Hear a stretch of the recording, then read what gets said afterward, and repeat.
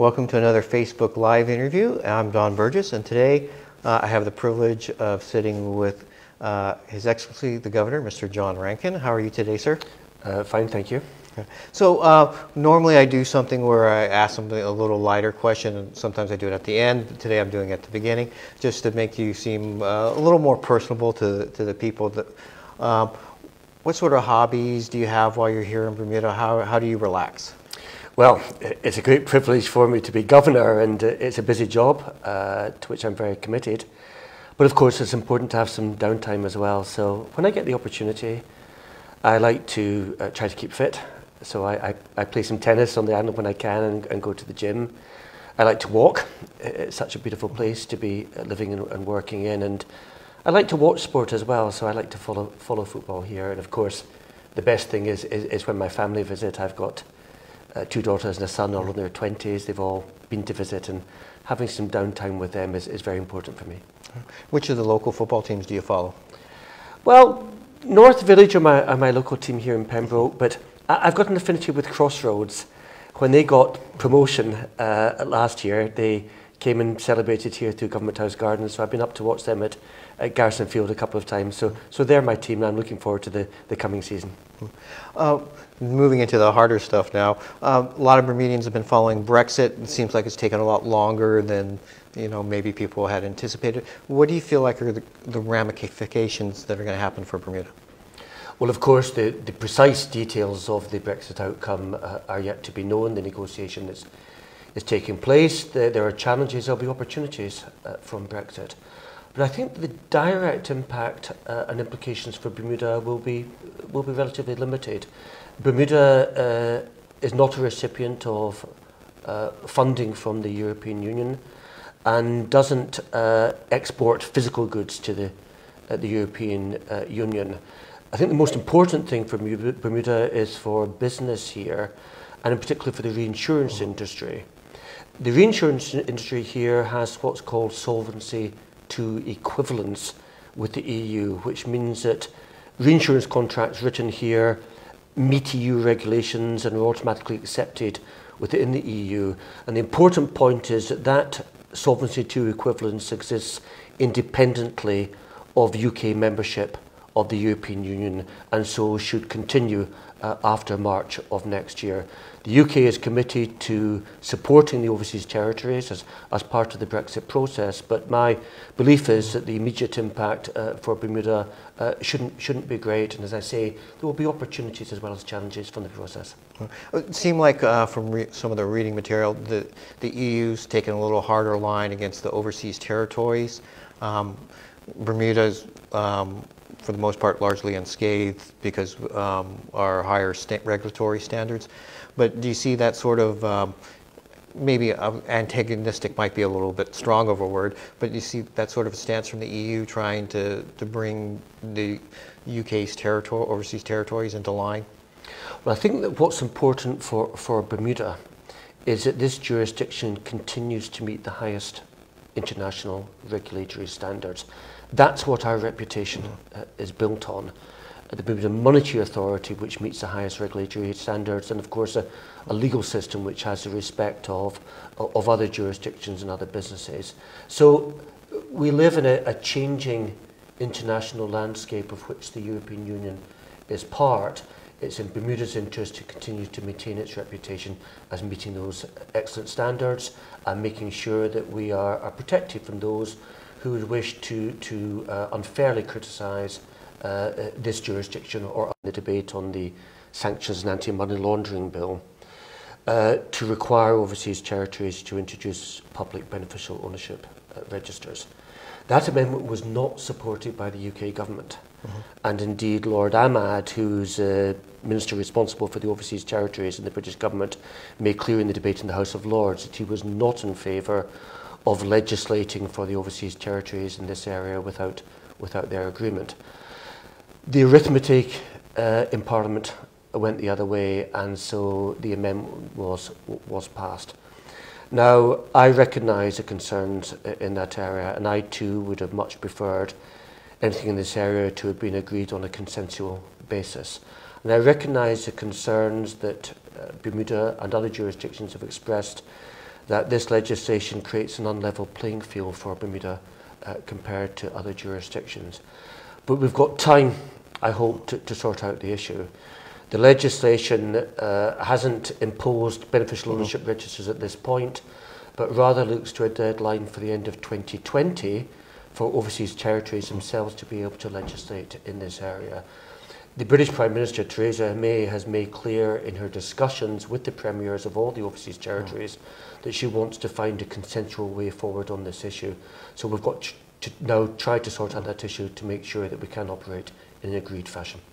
Well, I think like the Premier statement when this was being discussed was saying, you know, we, Bermuda, any organization that's a legitimate organization that wants to know information, Bermuda does work with them and gives that sort of information.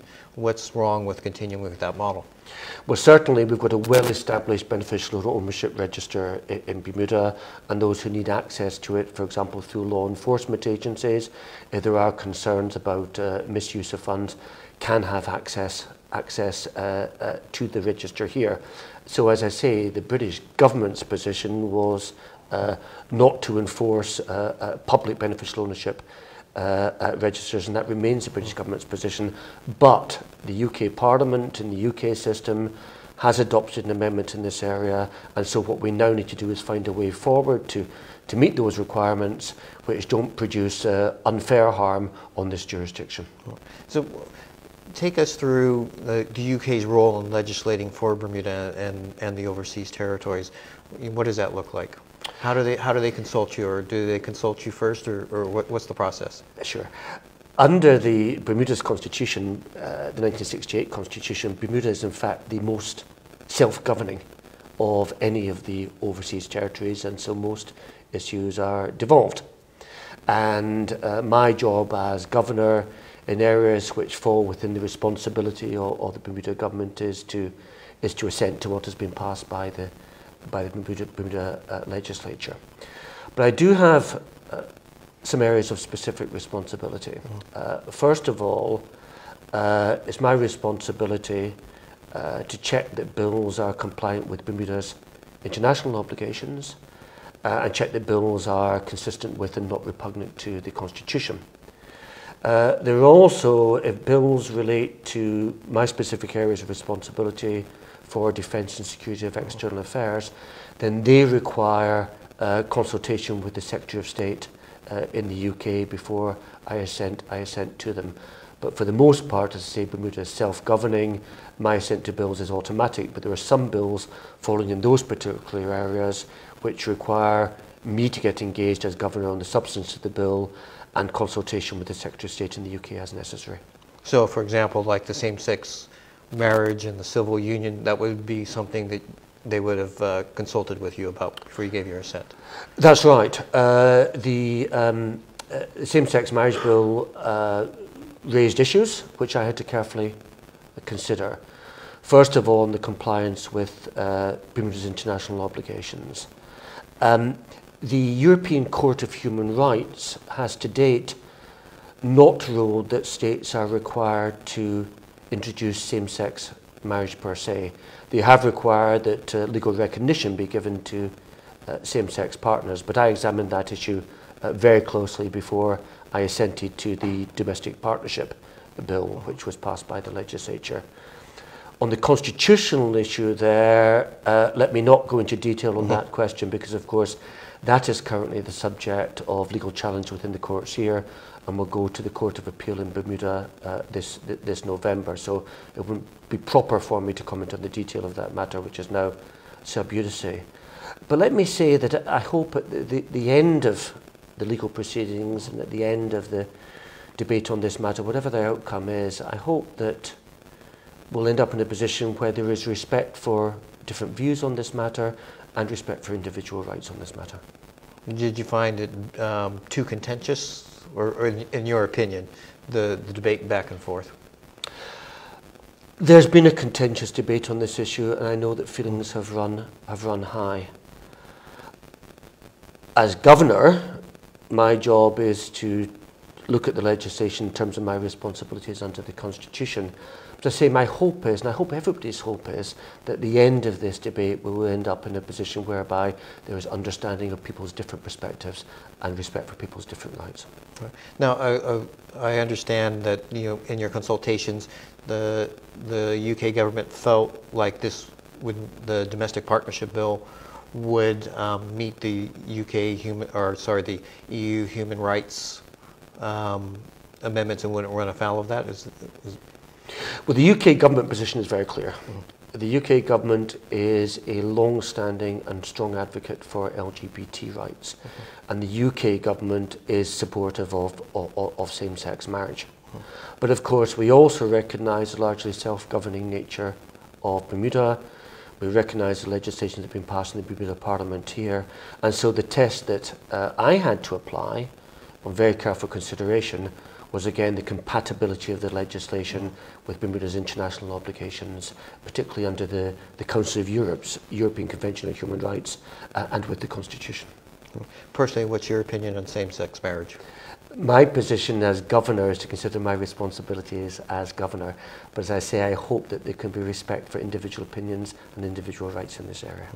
Another issue that recently cropped up was the Uyghurs were granted British overseas territory citizenship. When did that process start, and was it somebody from the UK, somebody in Bermuda that started that process?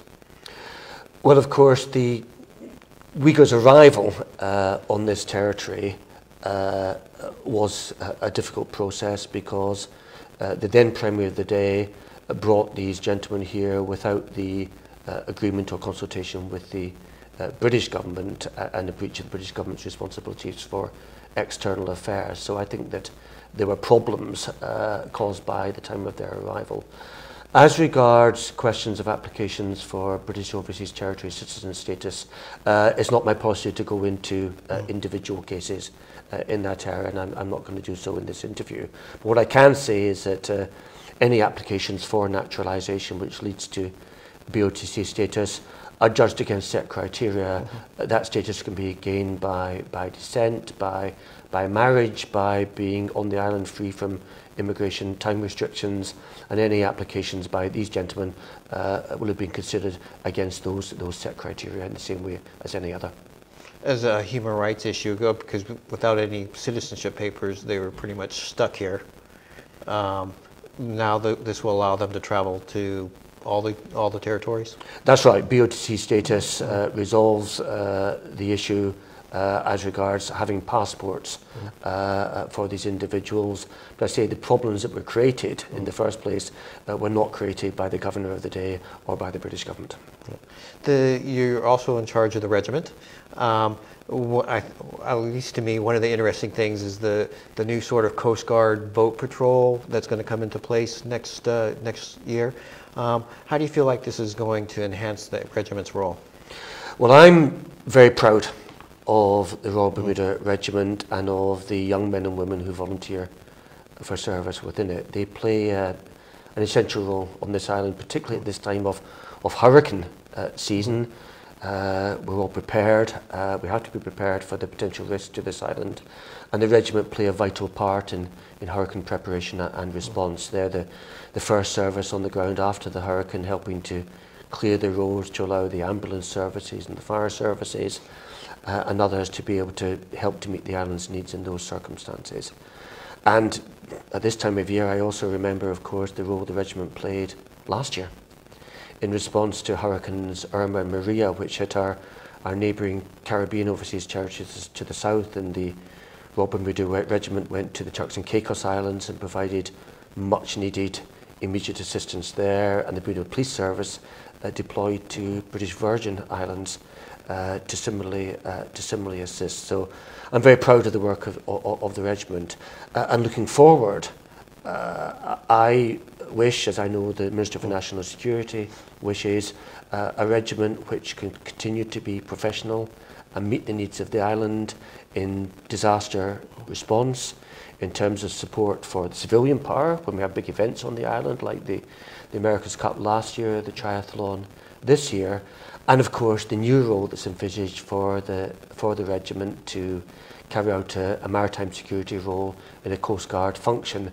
taking over responsibilities from the police in that area, which will allow the police to, who are stretched in terms of the demands on their time, to focus on their primary areas. And at the moment we have a handover system whereby the regiment are working with the police on the water, so in due course that they can take over those full Coast Guard responsibilities. So what does that process look like with, since you have to deal with both police and the regiment, that them working together? What's happening with that? Well, physically they are working together, so we have members of the regiment on the water, on the boats with the police, learning from them, sharing best practice with them, and understanding the legislative framework in which they operate.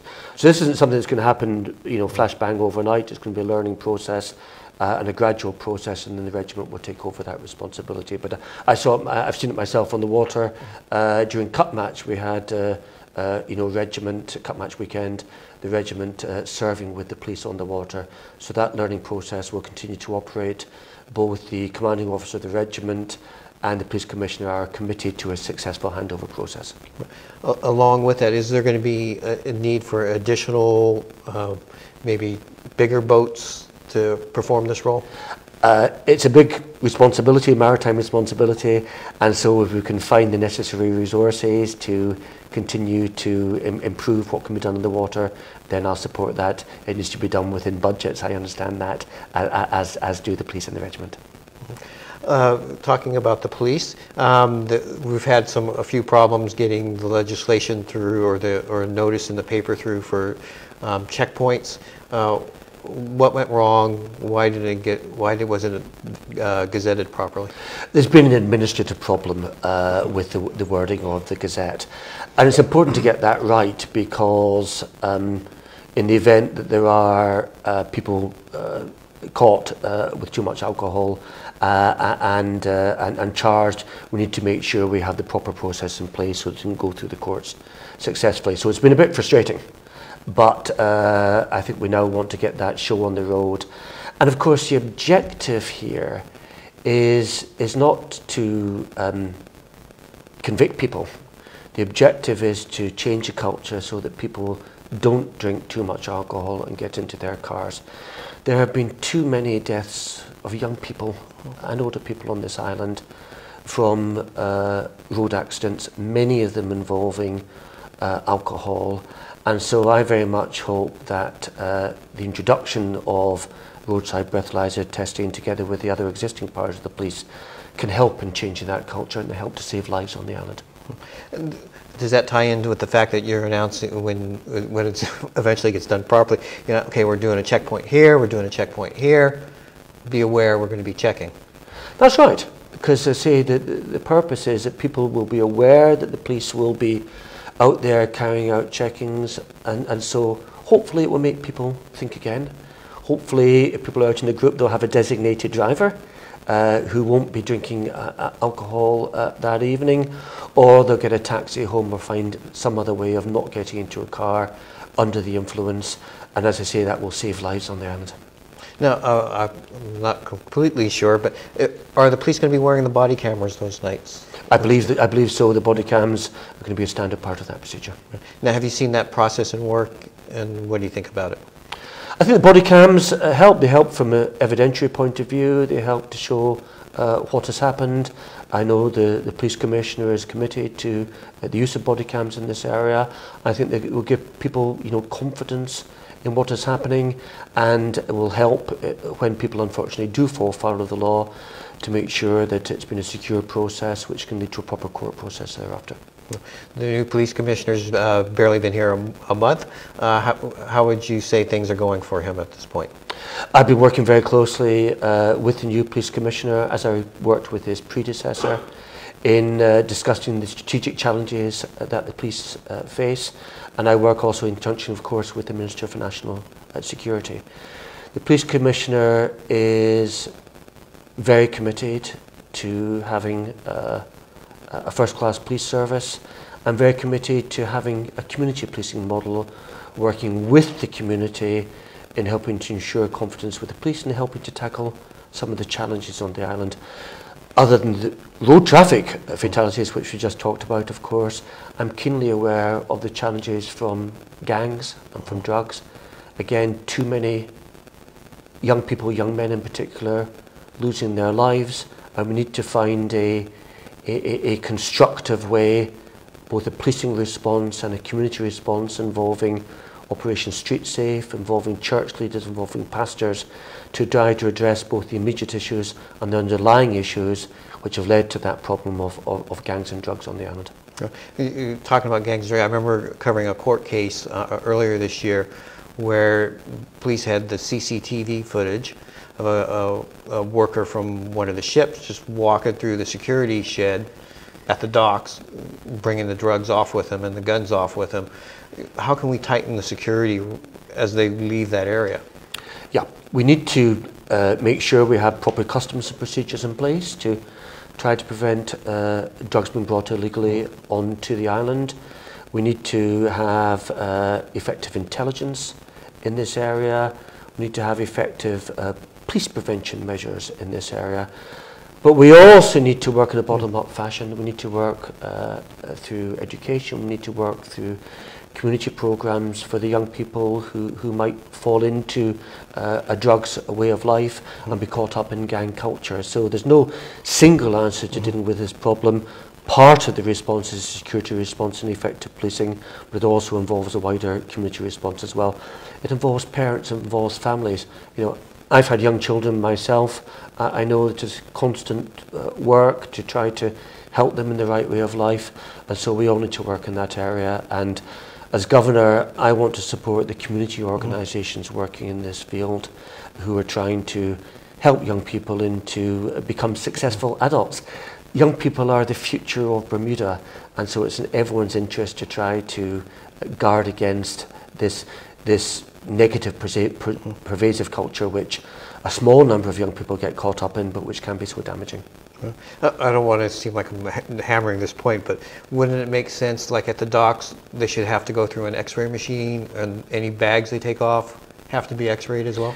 Certainly, I think it's important we have effective security arrangements both at the airport and at the docks to try to make sure we don't have illegal substances coming onto the country. The operational details of that, I'm not going to get into the details of that, but I agree with your thesis, which is that we need to have effective security arrangements in place on the island. There was some pushback, or people were upset when we had to bring in an overseas police commissioner. They were upset that no Bermudian was put into place to be trained to take over that role when the last police commissioner retired. How can we go ahead and correct that process for the next time? Yeah. Well, the appointment of the police commissioner lies with me under the Constitution after consultation with the Premier and the Leader of the Opposition as necessary.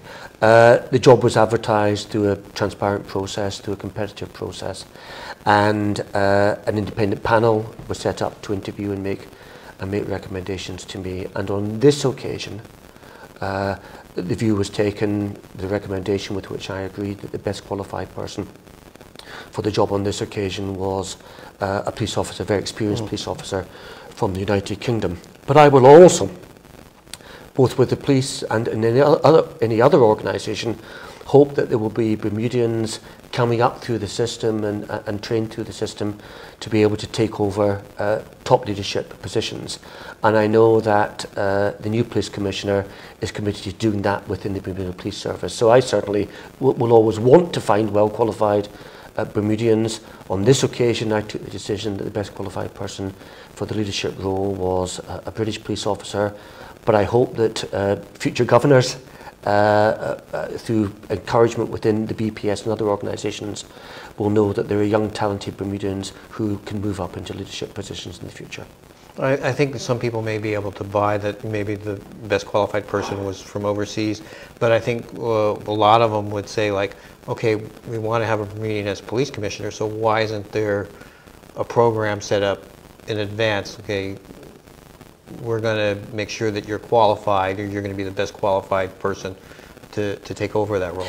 Well, there are, of course, existing development and training programs within the Bermuda Police Service, but if you say to me that we need to redouble our efforts in that area and redouble the efforts to get people up to the the experience that they require to take over police commissioner, then yes, I will support redoubling of efforts in that area, and I know the new police commissioner will as well. There was a little bit of controversy over cup match, whether or not you should hand out the cup.